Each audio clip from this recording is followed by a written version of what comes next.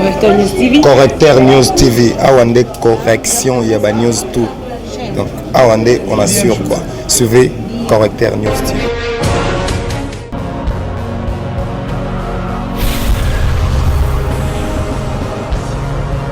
S'abonner massivement sur la Correcteur News avec Yemoko Rachou, la caramel. Check, c'est pas pareil. Libanda awa ya prison makala ils a plein à craquer toko sur na société na bandeko ya société civile ba ebisa biso impression na bango par rapport ya libération ya mwana mboka Mike Mukebai na bwende ba pesa so ba impression na bango mbote bandeko bon mbote mama journaliste lelo boko zela bongo libération ya mwana mboka Mike Mukebai alors le bolo boko bani na peuple congolais o akolanda bino eza baza awa na ba baza libanda ya mboka.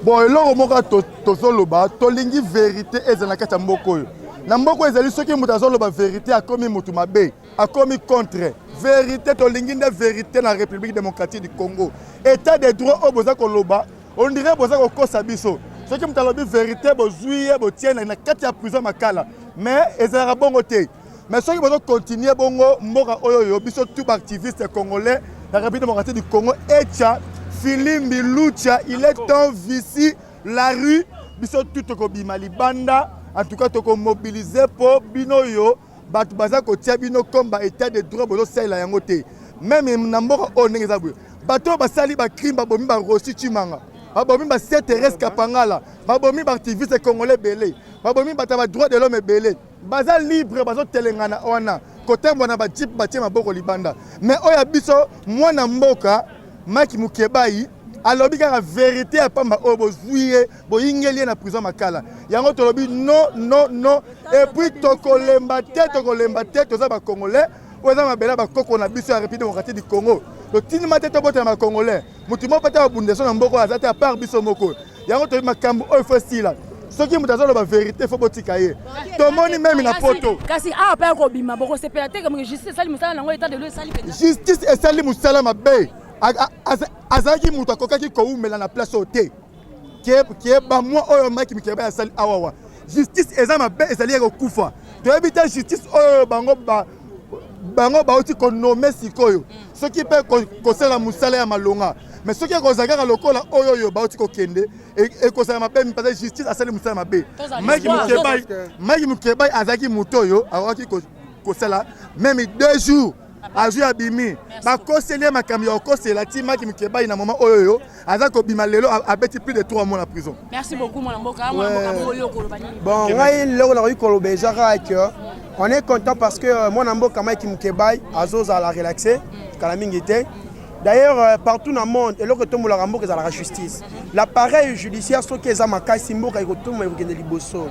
ndenge mwana mboka balakangisaki mwana mboka Mike Mukebai pour la dossier moko besoin na fondement pour la république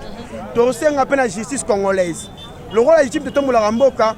bato bomela biso ba Rossi Chimanga Mukendi 2 ans les 25 oyo na mabele Thérèse Kapangala Hussein Bazebele Floribert Chebeya Bazebele militaire devait la Kalisini Bazebele tout le monde va tous autant mituga ça que la justice congolaise est inquiété bango comme justice a élevé mboka to se pas na ilingisa oyo justice congolaise eza au sana na moment oyo to sengi pe boye justice congolaise biso to sengi na procureur général près la cour de cassation a se saisir na dossier batu otu ba moment ba militaire ba mouvement citoyen ba bomba to ba défenseur à droit de l'homme parce que ba koki ko bomba tout le rôle ba nyamatin yango to sengi biso take bilenge no peut-être ba prendre sango bo faciliter biso tâche na kolobela kali kam oyo tango ils sont rolo ba na niveau na nga yango wana. Merci beaucoup mon mboka au commandant la nini poto ko ba mambo les 15. Tout d'abord na pesi mobilisation oya bato baye c'est pour vous dire que non moko na biso honorable na biso to bunda na ye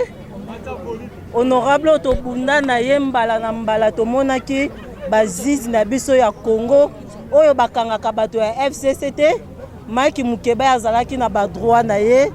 bomonaki bakangi ye bavandisi Mike Mukebai na kati ya ndako ya prison. C'est pour vous dire que non prison ezesika ko boma mutu te malgré cela bakangaki Mike Mukebai Mike Mukeba azalaki ko répondre na batata o bomona ka ba parlement balali mabumo vimbi bana na bango na poto juge ezalaka incapable ya ko kanga batata bayiba batata baboma bazolala bapongi. Alors biso tant que activiste to komema Mike Mukeba mokolo ya le 15 mars to kokende kotika une assemblée provinciale Mike Mukeba akosiéger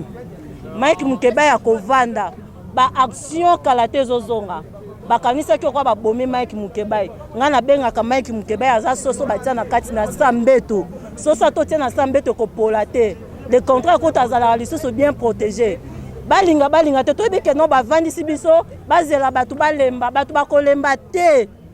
toza lisusu ebele toko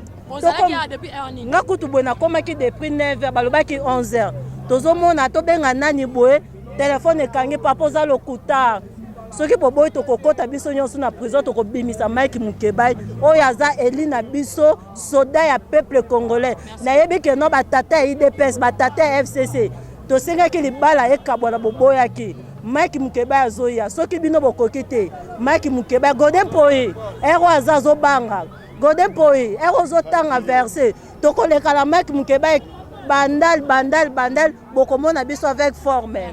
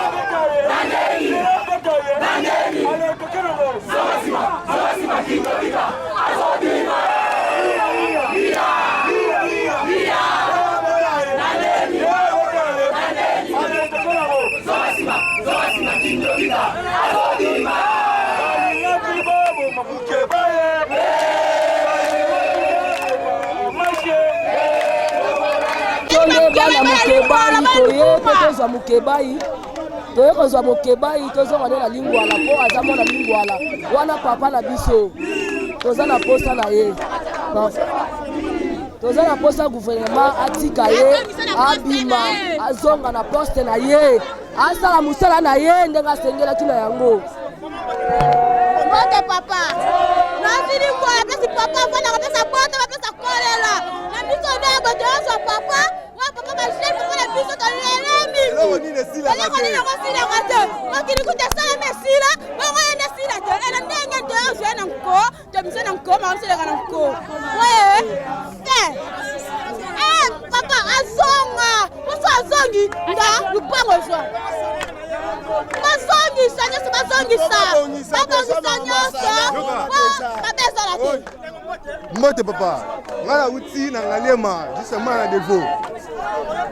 ngana ye ponono be Mike Mukeba moni kode po ba voiture osala nzamba la kisi ke ofo pasteur toza to juste yo do pasteur solo ozo koteli maman nzamba hapo sa so mono le mi pasteur o la nzamba na tsemo data ajona eza ba makambu pe so zone c'est la mutu salaire na ye ata père d'enfant ata na passe moisi na ye na bana il faut bana ba lia batanga zongi c'est la bango bo eto oui le Mike Mukeba kwa bima dato ye otolo wande nini lo de ba no saki Mike Mukeba ko bima tolo wande lelo zo bima biso to bon justement to eki apatia bizere na biso bazo zela bazo za avocat baya pour abimisa justement na 13h no abimisa donc to eki ba bizere to kuta net na kati ya bito za les obimalelo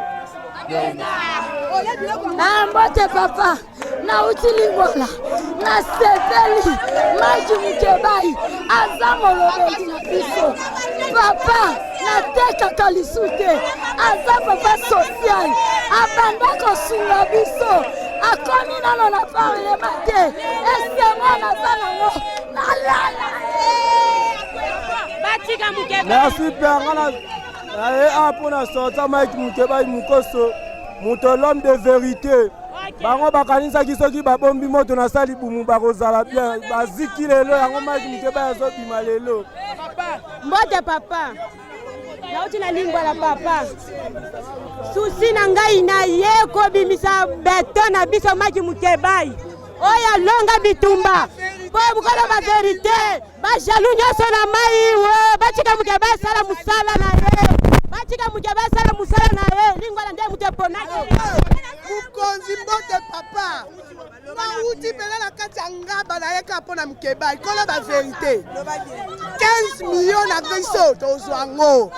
bakangi mutu innocent po alobi verite verite Mukeba eboma ye lokola aza mwana mokonzi ya solo verite triomphaka ata bakundi na se ya mai lelo aza Moïse ya solo papa yazobima lelo basalaki manevre ya lokuta ya ya Yesu mwana na Nzambe bakofondaki na barabe me Yesu lezo aza mokonzi verite ata batriomphe verite ekobima verite nde yango lokolo verite azobima mbote nganebe na mwana alingwala ya tesi bato bavotaki honorable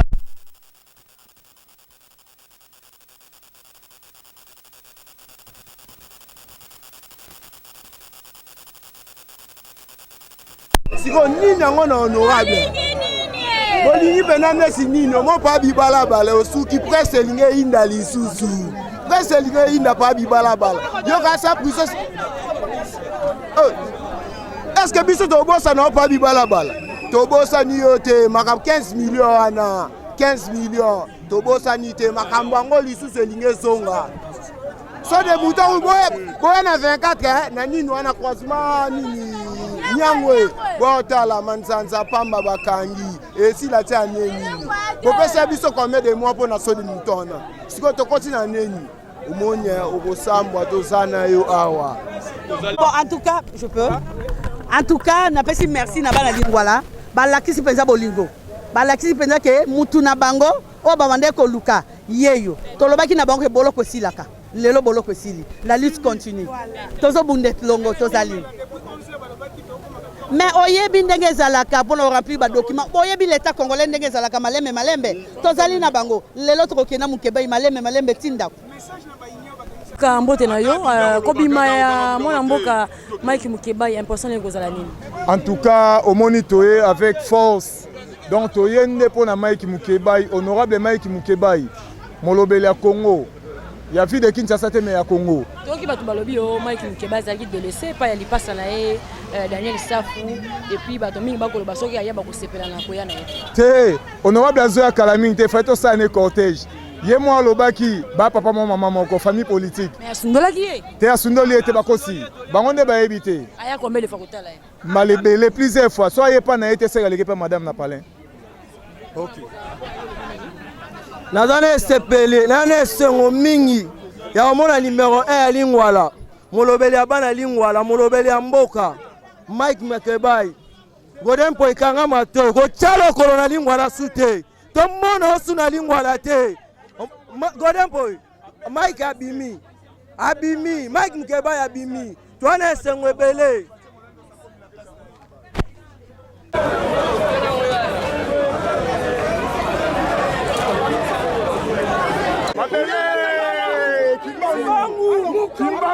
C'est la victoire du peuple congolais. Le peuple vient de gagner une fois de plus. C'est la victoire du peuple congolais. Correcteur News TV, Awande correction, il y a ba news tout. Donc Awande on assure quoi. Suivez Correcteur News TV.